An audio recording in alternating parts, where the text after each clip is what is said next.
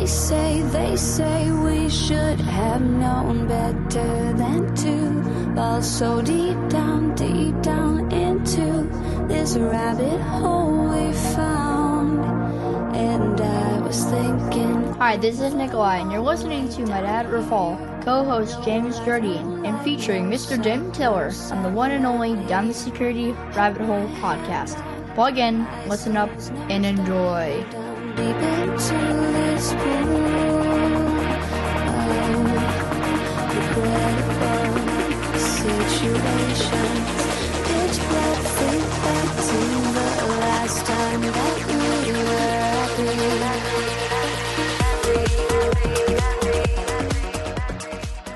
happy. All right. Good morning, good afternoon, and good evening. Welcome down the Security Rabbit Hole to another edition of the Down the Security Rabbit Hole podcast, part 3 in what turned out to be a trilogy, thanks to Jay, on vulnerability scoring management and the like.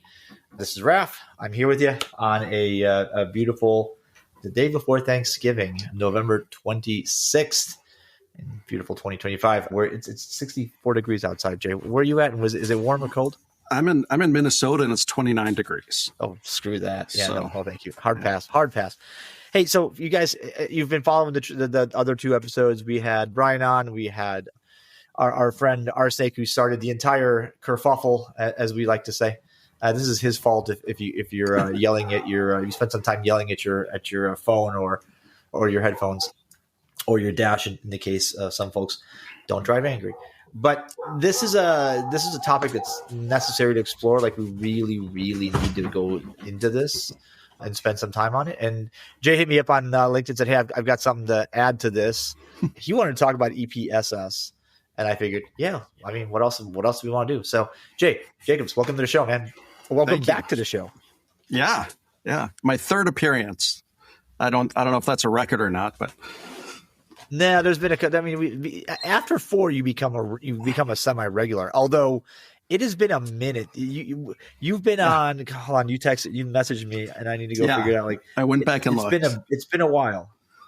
Yeah, 7 years since I've been on. Episode 80 in 2014. Episode 297 in 2018. Yep. And yeah, okay, so it's been a while. Yeah, and what's interesting, that one in 2018, we talked about some of the precursor research that led into EPSS. Yeah. So I remember that was a very interesting conversation around the I think we called it the psychology or something behind scoring vulnerabilities. So all right, talk me through where are you? What are you doing now? And then we'll get into it.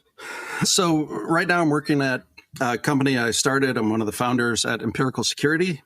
Just took our seed round and we're busy building. And other than that, I'm running the EPSS effort, the whole project, and also leading the special interest group through first.org. I'm also involved in the CVE program, and I'm a co-chair on a newly formed consumer working group for CVE records. So that's, I think, all I'm up to. Do you need like the extra 27 hours in a day, or like how do you get through all that? That's a lot of work, dude. Yeah, I don't really watch TV, and insomnia can sometimes be a blessing and a curse. But yeah, I've got the opposite. I can sit down on the couch for 2 seconds. As soon as my head gets comfortable, night, I'm out. So all right, so talk to me about EPSS, because we spent some time. With Rob talking about it. So let's hear your take on it, because I'm curious now.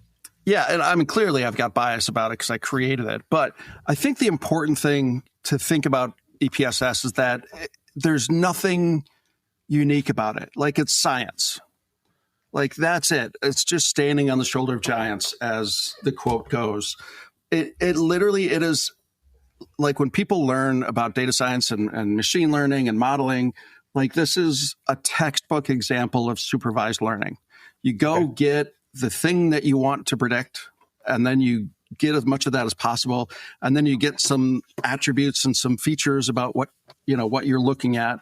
And then you put those 2 together in a model and you create it. Like, that is EPSS in a nutshell. So I've heard all models are bad, some are useful. I love that quote. Absolutely. Yeah.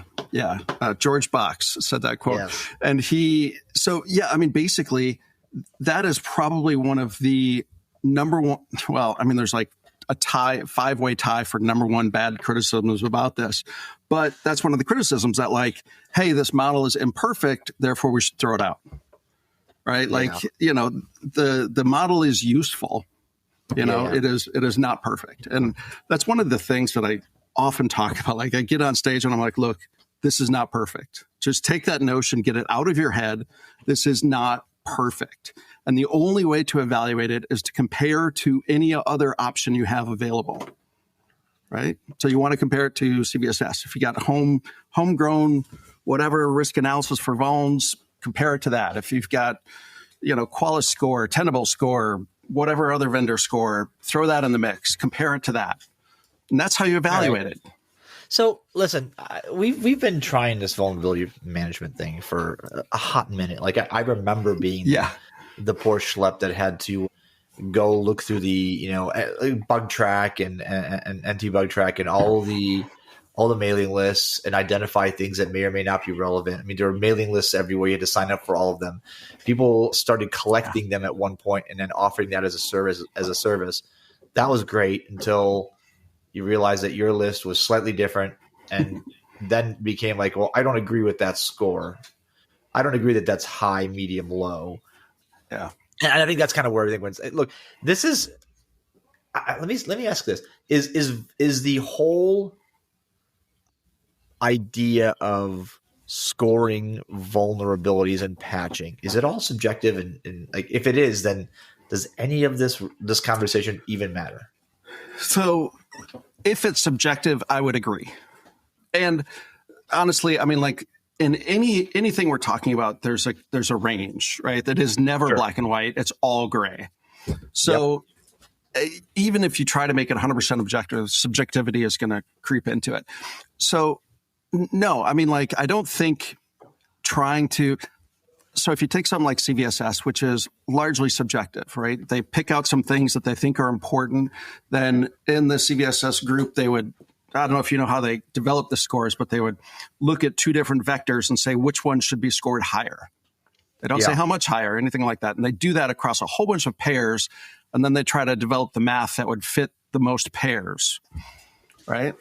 Yeah. And that's the part that feels like it clearly starts to have an issue. Clearly with, right? subjective, right? So, but then what is an alternative? How do we get to objective? The first thing you want to do is look for things being exploited, right? In the other podcast, you talked about Kev list, the known exploited vulnerabilities. Yeah. That's a great set of ground truth, right? So if you know something is being exploited, I guess the question would be like, if you knew it was exploited last week, do you want to patch it moving forward? Right. That's always a good one. It's like the flu It's like the flu shot, right? Hey, here's what we had last year. Yeah. Hopefully the new one this year won't be too bad. Similar, at least we'll get last year's. So the answer is like, it's probably a pretty good tactic, but also it's not infallible.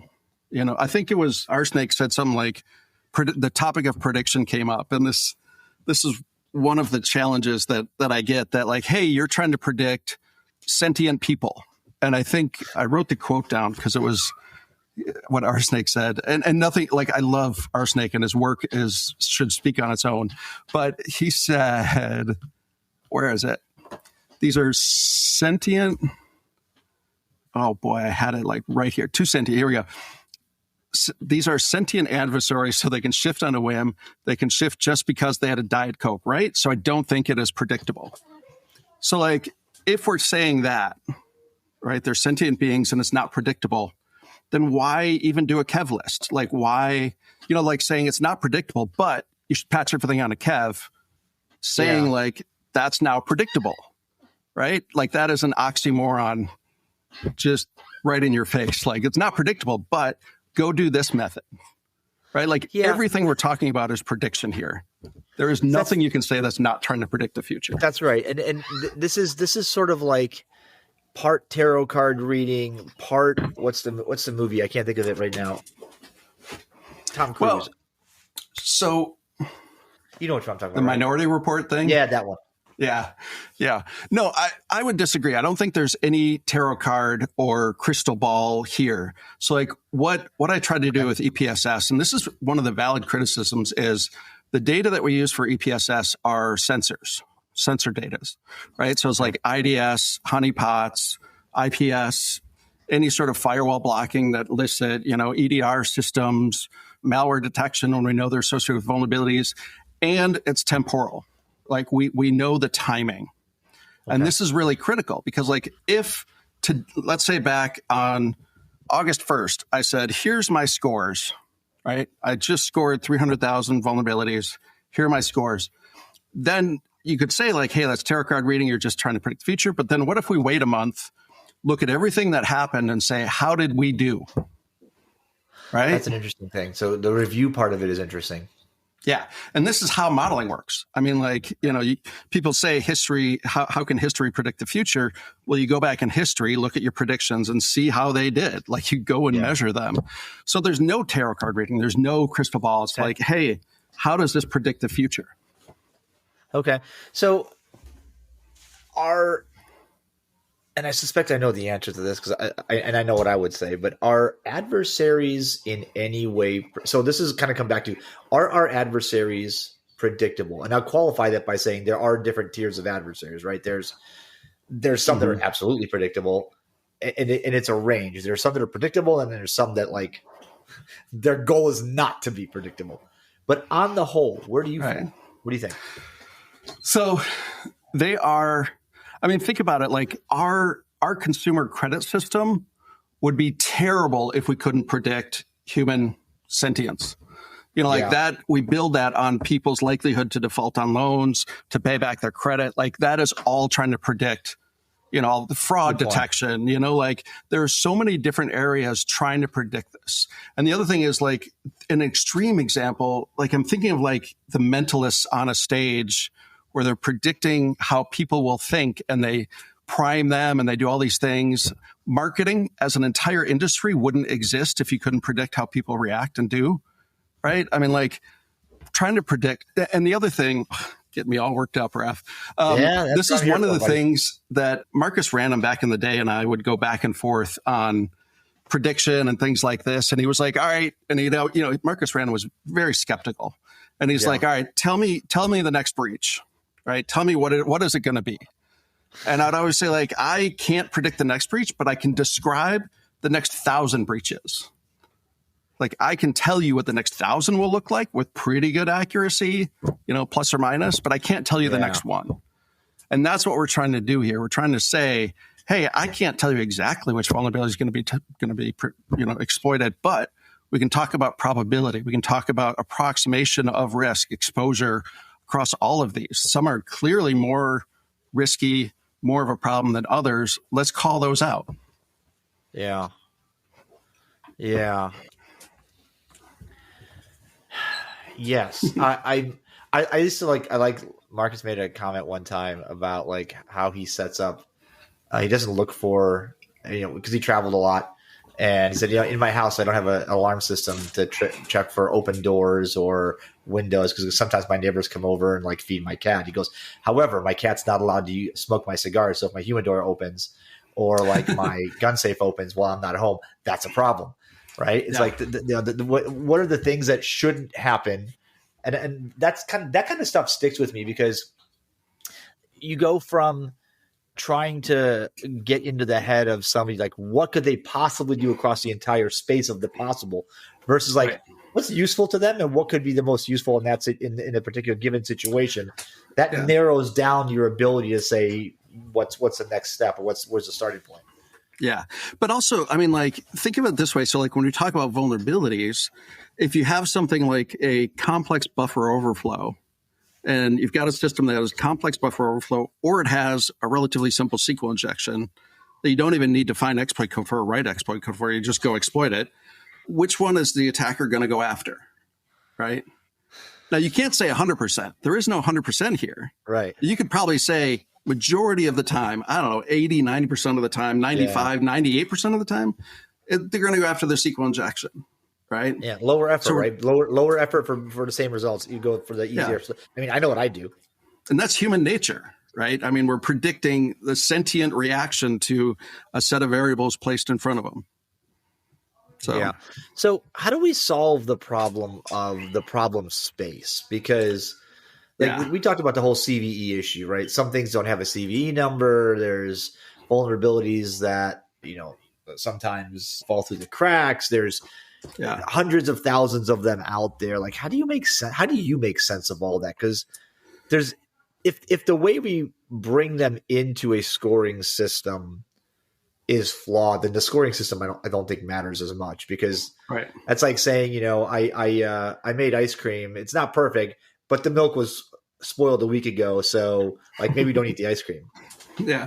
Yeah. So how do we solve this? So first, I feel very confident in saying we don't. Right, this is not solvable. It is manageable, though. Right, we can do things that will make things better tomorrow than they were today. We can do things. And so, like, if you take the problem of CVE expansion, like we're getting, 40,000 a year now. I just did a calculation. It's 1 every 11 minutes, 24 hours a day for the last 365 years. Absolutely bonkers. 11 minutes. And so, like, if the only way we can process those is to have someone go and look at them, that's not going to work. It's not going to scale. It's going to become crazy expensive. So what can we do with machines? How do we look at that data from a machine perspective? And so this is partly what EPSS does. EPSS is 100% automated. So like, hey, let's go scour the web. Who's talking about it? What blog posts are being written? What is the general message of those blogs? How many tweets are out there about it? How many LinkedIn posts? Whatever it is. What is the actual attributes of that vulnerability? Do we see any exploit code published anywhere? All of these things add up, right? They're all sort of nudging us in certain directions. None of them are infallible. And I think Arsenic pointed out that they generally don't overlap. And this is okay. I mean, like, this is reality, right? Yeah. And the way that we go after it is with science, with modeling, to say, here's the outcome. Yeah. I'm okay with doing better tomorrow than we did today. Chasing perfection, as far as I'm concerned, is in the history of time, has always ended in misery, right? You just end up tired and pissed. And sometimes that too. How do you, I'm trying to figure out a way to phrase this. How do you create the type of algorithm that doesn't lend itself to being manipulated by an attacker that knows about something that they're going to use or something, and then like just make sure that it either the sleight of hand, like the misdirection, look over here, never mind what I'm doing over here. How do you eliminate? Can you eliminate that? No, can you compensate? No, but I mean, with or without modeling, isn't that a problem? I mean, like, if you take science and math out of the equation, and this is another thing that comes up, a lot of the criticism around VPSS, they say, well, you don't have all the data. And I'd be like, well, do you? I mean, like, I go out and grab stuff, like, or they're like, how do you make sense of this? And I'm like, well, how do you make sense of it? Do you look at it and like guess? I mean, like, and it's all, that goes back to the relative thing. So if people want to do, are you talking about like a data poisoning attack where like they know this data is coming in, so they go and mess with that data kind of thing? Yeah. So like the whole, the really good, so I love models. It's one of the things I'm actually really like makes me excited. Like, I love modeling things, right? Behaviors, events, prediction is always interesting, but, and then what I do for a day job. But so if you think about like, when you're building a model, you want to be able to have enough variables without overlap, or with small enough overlap, so that somebody trying to manipulate one side of the model doesn't ruin the whole model, right? Right. It doesn't. You don't want to, like, the way you weight things, the way it interacts with the other components of that model. You want to make sure that like it's pretty resilient to, we'll say, use the word tampering for lack of a better, or poisoning for lack of a better term. Yeah, definitely. And people have tried to do this. There's been 2 different cases where people tried to put a bunch of tweets out about vulnerabilities and see if that affected the EPSS score. And there was one that did that and then did a bunch of other sources that like EPSS wasn't even looking at. And they tried to claim that there was a correlation between changing these other things and EPSS. Anyway. But yeah, I mean, like, that is very true that you can go out. But again, like we're talking about sentient beings, would an attacker do that? Like you have to do it sort of a concerted effort on one vulnerability to either artificially raise it, and it's a lot easier to raise it than lower it. And so like, I mean, there's, like we talked about, every 11 minutes there's a new one. Why would you spend time trying to artificially inflate one score? I mean, like, yes, it's totally possible. Almost any model has this challenge, but that's one of the reasons that every data source we look at, we consider that option. So like we're looking at Metasploit. People could, I guess, in theory, submit a bad Metasploit module, but it would be removed a few days later, probably with people review it. I mean, stuff like that. You have to really consider that stuff, and it's definitely a problem. Yeah, I just every 11 is every 11 like minutes, several hundreds. Yeah, that's insane. Like that is. Yeah, and so go back to, but you can't go through them. Yeah, yeah. So how do we do? I mean, how do we make sense? Is it okay to make sense of a subset and then draw a conclusion about the stuff that you're not seeing? So basically, here's what I'm saying, right? So you can say, okay, it's Patch Tuesday. There are 2 criticals, 50 mediums, and a bunch of lows. That's we can say with fairly high confidence that that's not the totality, right? There's always stuff floating around that's not disclosed well, or not disclosed on time, or simply not disclosed. Right?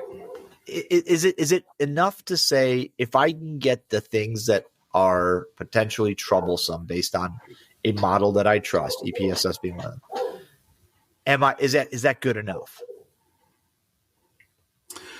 Let me take it a slightly different direction. So like one of the things that EPSS does really well is it treats those vulnerabilities with exploitation activity as a sample, right? Okay. So if we know if there's a vulnerability and we know it's being exploited, we know that it's being exploited, right? But if it's not being exploited, there's no way we can say it's not being exploited. We simply don't know if it's being exploited. So those are the 2 options that we have with exploitation. We either know it's exploited or we don't know. So what we do is we look at those being exploited and say, what does this corpus of vulnerabilities look like? And this is what EPSS does. And then it says, all right, we're looking at this corpus, and then I'm going to grab this vulnerability and say, how does this look more like the corpus being exploited or the corpus that we don't know about? And that's how it does that. So there are things in EPSS rated extremely high with no exploitation activity at all. And so the question is, well, are we just missing that? Is that actually being exploited and our sensors aren't picking it up? That's people say, like, what keeps you up at night about this? You get that question, like, what keeps you up at night? In all of cybersecurity for the last long time that I've been doing this, like, it's not the things that we know about that, there's a bad thing coming. We've seen it. Quick patch against it. That's not what I'm concerned about. Right. It's the stuff that you're like, something weird happened. We're not entirely sure what, but something weird happened. That's what worries me. It's like when you're driving down the road, right? The analogy for me to this is you're driving down the road, your check engine light comes on, and then like your dash on the new cars in your entertainment system will tell you, hey, you've got a slip in your fan belt. Your port 2 is misfiring. As opposed to, like, the light comes on, you slow down, the light goes off. You put the gas back on, nothing happens. You let the gas off, it comes back on. You're like, what? Yeah. What? And then it goes off for a while. You're like, what just happened? Yeah. Like, that's the one I'm concerned about, because, like, what is going on? The unknown scares the hell out of me in this industry, and there's so much of it. And I think to add to that, another problem in vulnerability management is related but very different. It's the things that we think we know that aren't true. Okay. So like we think, like, CVSS has been a big topic in the other 2 podcasts. Yeah. Like CVSS, a lot of people think that is really good. And, I definitely agree with everybody else talking about it so one of the things I would say that CVSS is a very weak signal. Very weak signal. The podcast that we talked about in 2018, we talked about this CVSS being slightly better than random, than a dice roll. Yeah, right? I remember that. It's still better. It's still better. So it's still got this tiny little signal. So to say it's worthless or bad or whatever, that's not quite accurate. It's just really weak. It's got you want to treat it not with a whole pound of salt, not a grain of salt, a whole pound of salt. And so it's really weak, but that's really important. But the things that we think we know, but are absolutely not true, like CVSS, some of these old things or thinking I am an expert. I can go look at this and I can pick out those being exploited. I'm pretty sure the answer is nobody can do that. Yeah. No one person is going to be capable of that. We have to do a wisdom of the crowd thing and really look at a whole bunch of things and do our best guess effort, best looking at all of this data. And there's no one person that can look at it and be like, I got it. Yeah. This is it comes down to the philosophical question. Is it better to be wrong or better not to know? Yeah. Yeah. I mean, luckily vulnerability management, what everyone else was saying, a very small proportion are being exploited, very small. Yeah.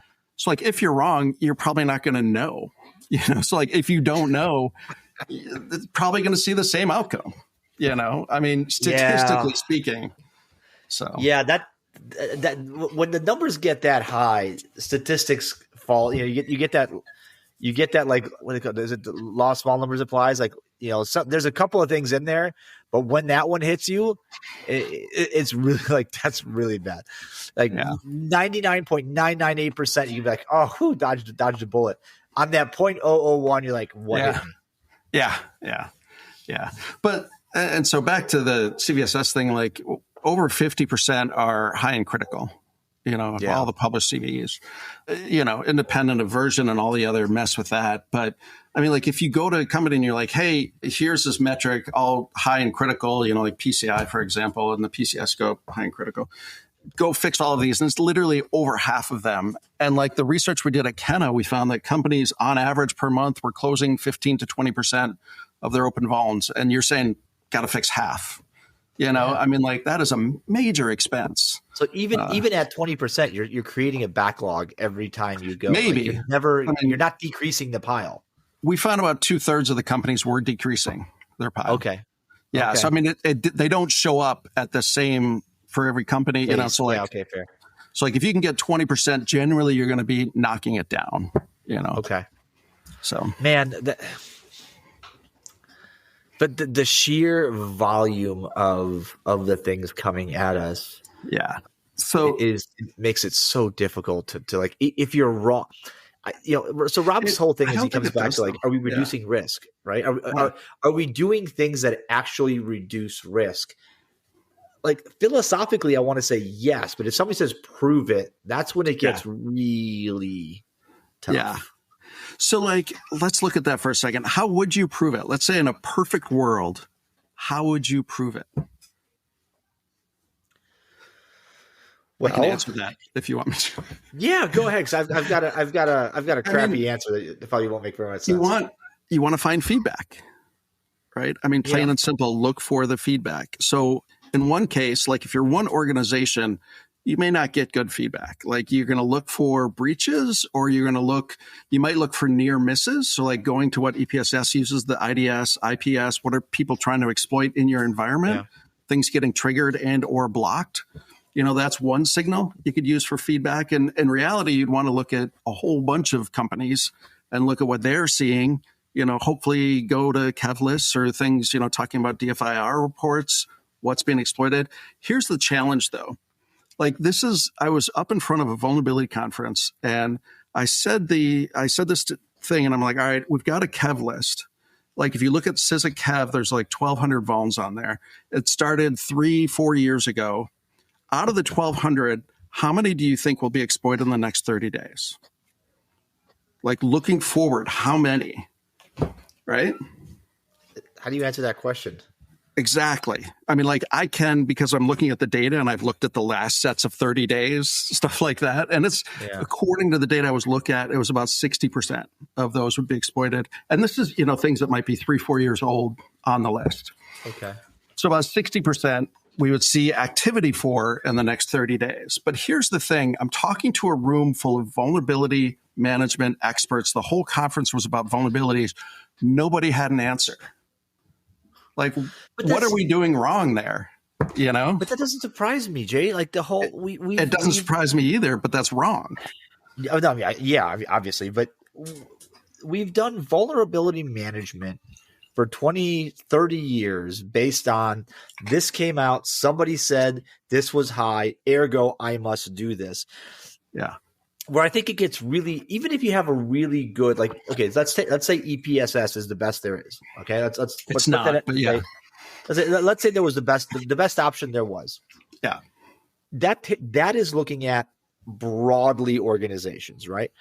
How do each market segment and each company has a different risk and threat profile, right? Their threat models are fundamentally different. Now, you could say all banking shares a set of attributes, but like maybe Bank A has a CEO that really likes to antagonize the alt-right or the alt-left, right? Yeah. Or maybe really likes to poke his finger into the animal-loving crowd because he hunts big game or something, or she does something crazy.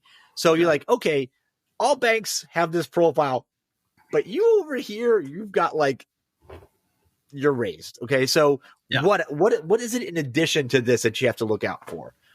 And I think that's where it gets really weird. Like, what kind of legacy software do we have? What kind of business does that transact? If that goes dead, what happens? What are the business processes that we have stacked on top? And I think from in the history that I spent in the space, actually doing the work hands-on keyboard, that's the problem. Not arguably it's dated a bit, but arguably that's the hardest thing for us to do is say, if I say this is a 10, known exploited, being exploited in the wild right now. Yep.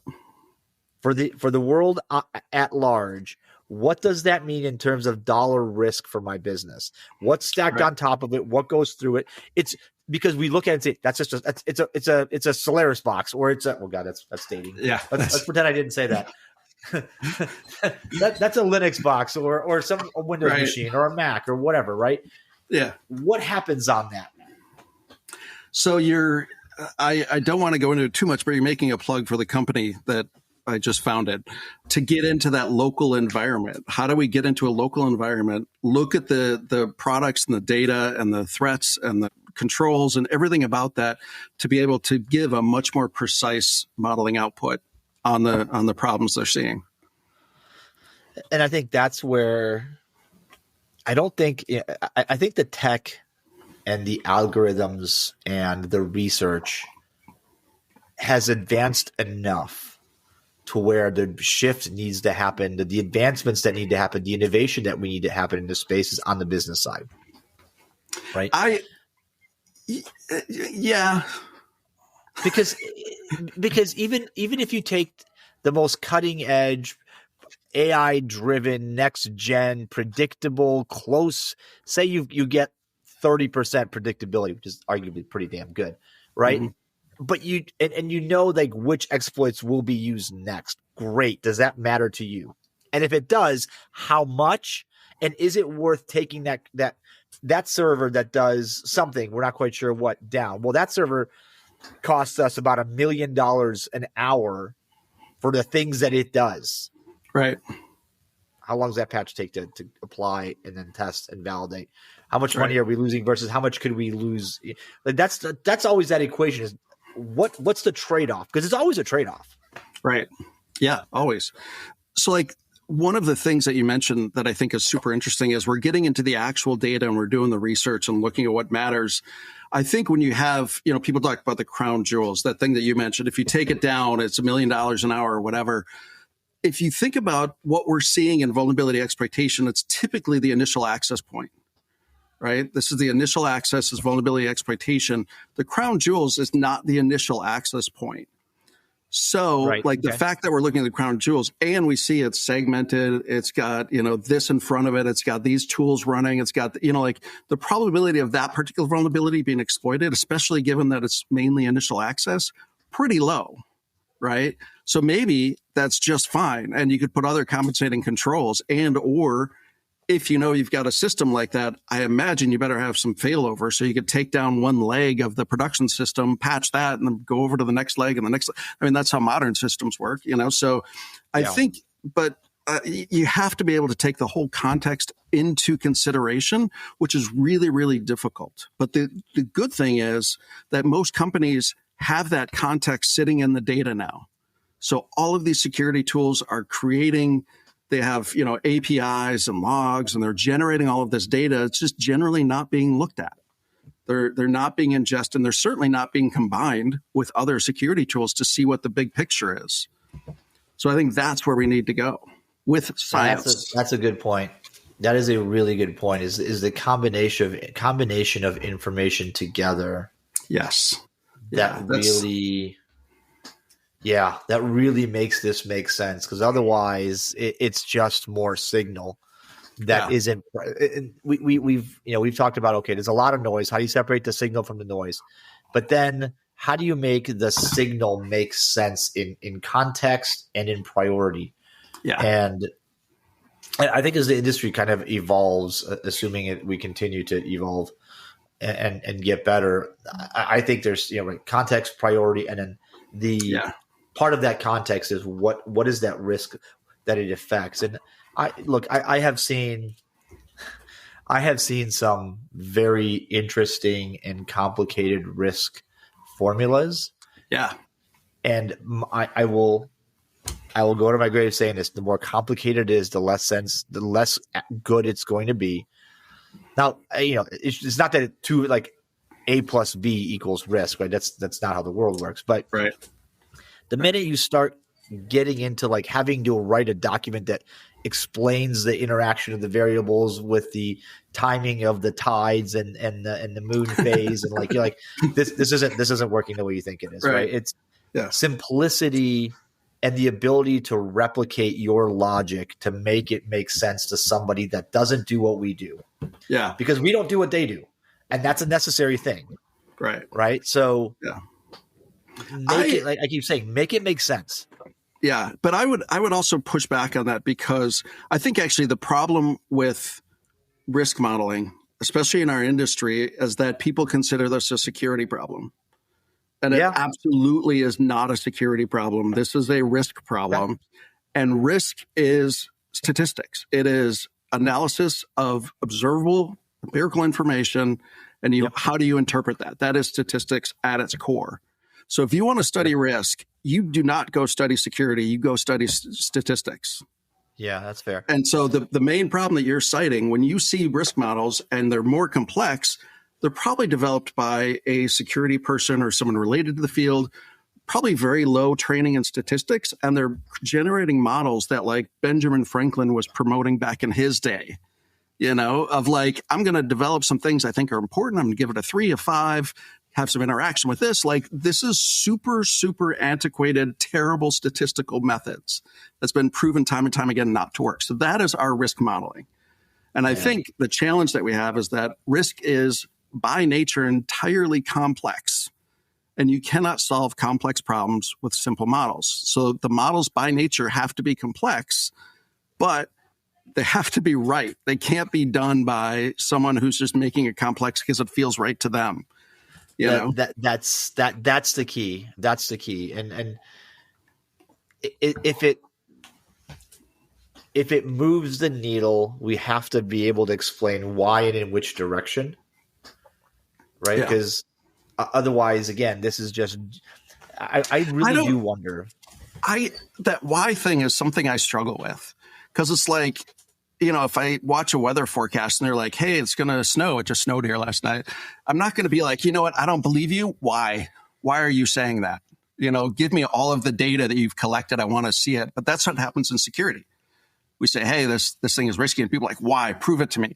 And I get it, because in security, we've been burned over and over again with really crappy models. So why is a totally valid question, but it shouldn't. We should be able to have trust in these models and prove them other way than here's the data. If I give you all the data, sorry, I'm rambling. But the weatherman says, I'm using, a weather modeling platform that tells me X and Y. Now, we all know the weather's always wrong, and I'm pretty sure they're just guessing somewhere in the back with supercomputers. Because, but look, all jokes aside, like it's a super complex thing. And if you told me, if I asked, hey, why is it going to be cloudy tomorrow? You're gonna be like, if I showed you, you'd have no idea what you're looking at. Right. Trust me, this is the model I'm using. Here's my track record for that model. Yeah. And you know what they do, that the weather people tell us that security doesn't tell us. Here's the degree of confidence in my analysis, in my output. Yeah. I am 50% chance of rain. Yeah. Yeah. Well, the output of EPSS is a probability. Just saying. Good. And so with probability that, is better than not. Right. And so with that probability, though, you can combine it with mathematical sound properties. So you can look at one asset, combine all the vulnerabilities on there and ask, what is the probability one or more of these may be exploited in the next 30 days? Any one of these might be exploited, Yeah. All right. Well, that's good enough. You've given me hope that Rob took away. Yeah. And Brian set fire to. So I feel like, listen, in cyber, nobody ever agrees on anything, because then you wouldn't stand out enough. But I think I spent some time on EPSS on the website to before we started recording, because I want to actually understand what in the heck we're going to be talking about. And so like if you can, when you can show me the track record for something and say, I have, the accuracy of this thing is, we're within, 2 points in either direction 80% of the time. Yeah. Like, what was the line? 60% of the time, it works 100% of the time. Yeah. Like, as long as you can tell me relatively, my confidence in what I'm saying is this, and I've been right that many times. Yeah. Okay. Yeah. And in EPSS, we actually talk about two different metrics, because just talking about how right are you're going to miss part of the picture. So we talk about you can Google precision and recall. There's a nice Wikipedia page on it, but we call it efficiency and coverage. So like efficiency is how efficient is your spend? Let's say you say, I want to patch these 100 vulnerabilities this month.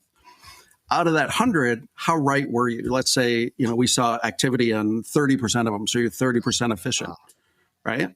The other one is coverage. And that is, out of everything we saw exploited or with activity in the next month, how many of those did you prioritize? So if you only prioritize 100 and say, 2 out of the 1,000 that were exploited were in that 100, you have a 2% coverage rate, right? So you got how well did you spend your money and how well did you do your security? And those are two different metrics. That coverage metric is really good. That's what people focus on when they want good security. They're focusing on coverage. I want to make sure I'm remediating the things that will be exploited in the next month. Yeah. You wait a month and see how they did, right? That helps you track whether you're spending money wisely. Yep. And resources. In EPSS, because it's a continuous score between 0 and 1 or 0 and 100%, you're going to get a different coverage and efficiency metric depending on where you set your threshold. Okay. So like if you say, I want to patch 50% and above, you're going to have a specific coverage and efficiency metric at that threshold. And I've always resisted giving high, medium, low, critical, whatever to these scores, because that's a threshold. That's like your tolerance thing. I'm not going to set that for you. And it's only one part. This is only measuring threat. This doesn't have anything to do with your, how many controls or where things are, like none of that. So I'm not giving you a high, medium, low. Here's the thing. So what we end up with is we've got a chart of coverage and efficiency, and you see a line that paints a line of, if you have a threshold, you're going to get this point here, but across the whole range, you're going to get a line through coverage and efficiency. That's interesting. And so that is actually, I think that's actually useful, Jay. That's actually useful, because perfect is the enemy of good, but if you're good, you want to know how good. Yeah. And I mean, for that reason, when we look at where that line is, it is not perfect. I cannot stress that enough. But we can create that line for CVSS. If we get tenable scores, we can create that line for tenable scores. All of those things, we can look at that same thing. We can plot it for SysAkev as our output variable. Screw all my data. Let's do it for SysAkev. So we can do stuff like that and look at how these scores perform. The other thing, too, I want to mention quick is that EPSS is on version 4 right now. And so we've gone through 4 versions. The first version was slightly better than CVSS. It had 16 variables in it, right? And you can see the line and it sort of drops down. It's, CVSS is here and then EPSS is sort of here, slightly above it. And so then we got version 2 and it jumped up more to the middle because we're getting a lot more variables. We went to like a full machine learning model. The first one was intended for a spreadsheet, so we kept it simple. But we went to a centralized API. Version 2 had a big jump up in coverage and efficiency. Version 3 had an even more jump up because we started getting more and more features, more data in there. There's a whole huge data collection framework behind EPSS, getting all this data. And now in version 4, we actually dropped down a little bit, but we saw version 3, as we're plotting that line over time, we see it sort of decay just slightly, and it got about halfway down to where version 2 was, version 3 did. And then we retrained it and it bumped back up a little bit. Interesting. So that's the thing about EPSS. Like, it is evolving. We're continually adding. We're shooting to retrain every year now. So we should be EPSS 5 probably early March is what we're aiming for. Okay. Well, cool, man. Hey, thanks for spending all this time. This is good 40, 45 minutes of like insight that I didn't have before. So I'm glad I have. It's been far too long since you've been on last. Yeah. And by the way, thanks for following the podcast. That's kind of cool. Yeah. And congratulations on hundreds and hundreds of episodes. That is insane to me. Approaching 700 times that we've hit the record button. That's, it's funny. Somebody asked, and I've said this a couple of times, what keeps you going?